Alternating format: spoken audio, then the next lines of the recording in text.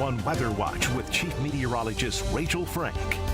June 1st is a big milestone in the weather world. For one, it's the start of hurricane season, and right on cue, we have our second tropical depression. The first one ended up occurring in January, so if you're forgetting it, yeah, me too.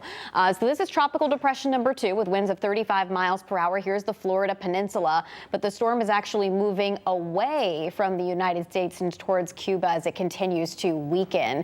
Just to show you as a reminder, even though it seems really early for hurricane season to have already started, we don't really see the frequency of hurricanes and tropical storms really begin to ramp up until we head towards the middle and especially the tail end of summer. The peak is about the first week of September, and then things dramatically start to drop off after that, but it ends November 30th.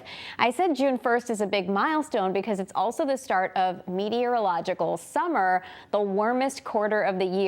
June, July, and August. If you are strictly looking at temperatures, it is those 3 months that are the hottest here in Connecticut. And also, right on cue, we're looking at some very hot temperatures for parts of the state. We're close to 90 degrees for Windsor Locks and also the Hartford area, but temperatures are more comfortable along the Connecticut shoreline. We have one more day of the heat, and then it will turn significantly cooler as we head into the weekend. I also think we're going to get a little taste of humidity too. Not out of control tomorrow, not tropical, not very humid, but just enough that you're really noticing it, especially as we head towards this time tomorrow. In fact, low temperatures tonight won't be as refreshing as they have been the last several nights, and following mornings will drop back into the upper 50s to right around 60 degrees.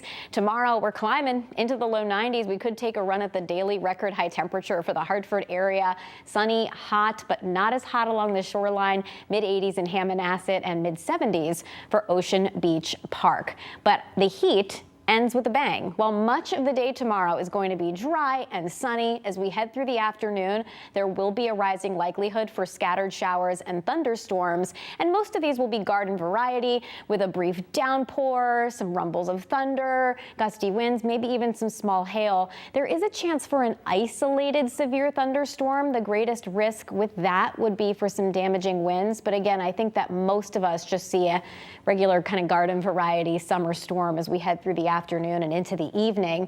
We're feeling a little bit more optimistic about the weekend forecast. I think we still have the chance for showers in the morning during the day on Saturday, but I think we dry things out as we head through the afternoon. Still, it's going to be much cooler. We're looking at high temperatures that are about 20 degrees lower during the day on Saturday, close to 60 degrees. We're also dealing with a northeasterly wind at about 10 to 20 miles per hour, and it's a really tricky forecast Sunday, Monday, Tuesday of next week. We do have a storm system nearby. Yesterday, it looked like this area of steady rain was going to be closer to us here in Connecticut, but today, some of our guidance is starting to kind of back off. So we still have the chance for showers in the forecast, but if that system trends any farther east, it may be much drier than we have on the 7-day. So we've got that chance for rain, but again, these are all kind of low confidence days. Here's a look at the 7-day forecast, but certainly cooler no matter how you slice it, starting this weekend and lasting through much of next week.